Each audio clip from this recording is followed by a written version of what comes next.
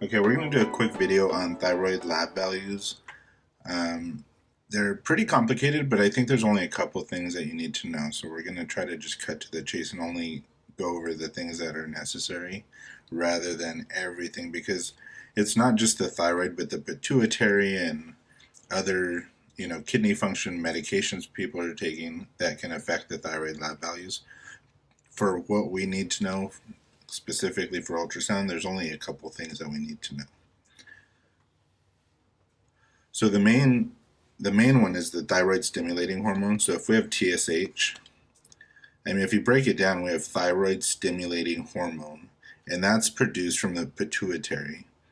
So if you do your blood test and you have increased TSH, that means the pituitary is telling the body you need to produce more thyroid hormones. So with increased TSH, you will have hypothyroidism. The thyroid's not producing enough hormones. The pituitary says you need more hormones, so it releases more TSH to try to stimulate the thyroid to produce more hormones. So with increased TSH, we have decreased thyroid function. So there, just can keep those in your mind together. So inversely is true as well. If you have less TSH in your blood, your pituitary is saying you don't need as much thyroid hormone, so it stops producing it. So you will have hyperthyroidism. So if your thyroid is overactive and it's putting too many enzymes into the system, the pituitary is going to say, I will produce less TSH, and hopefully that will stop the thyroid from producing hormones.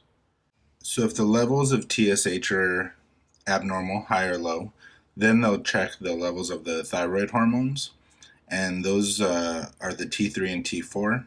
And they're saying what thyroid hormones are free floating in the blood.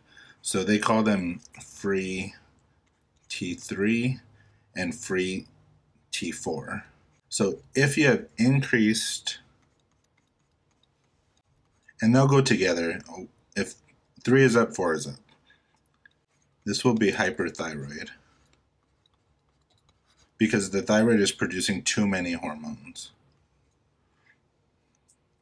And if you have decreased free T3 and 4, you have hypothyroid. So if we go back to our first one, if we have increased TSH, which will be hypothyroidism, our thyroid's not producing enough chemicals, we have hypothyroidism, so we will have decreased T3 and T4. If we have decreased TSH, hyperthyroidism, the pituitary is telling the thyroid to stop producing because there's too many, so we'll have increased T3 and T4. Those are the most important ones. One other one that you might need to know would be the thyroid antibodies. And I think of these as the body fighting an infection. So this would be as if maybe an autoimmune disease such as Hashimoto's or Graves' disease. The body is thinking the thyroid is a foreign body, so it is creating antibodies to attack the thyroid itself. So if you have high levels of antibodies, this could be Hashimoto's, or Graves'. If you have low levels of antibodies, this would be maybe just more of a low-level thyroiditis. Also type 1 diabetes, and just arthritis, rheumatoid, which are, inflammatory processes. All right, well, I hope that helps. If you need any more, visit us at Exam Refresh. We do have more study materials, study guides, and videos. And have a great one.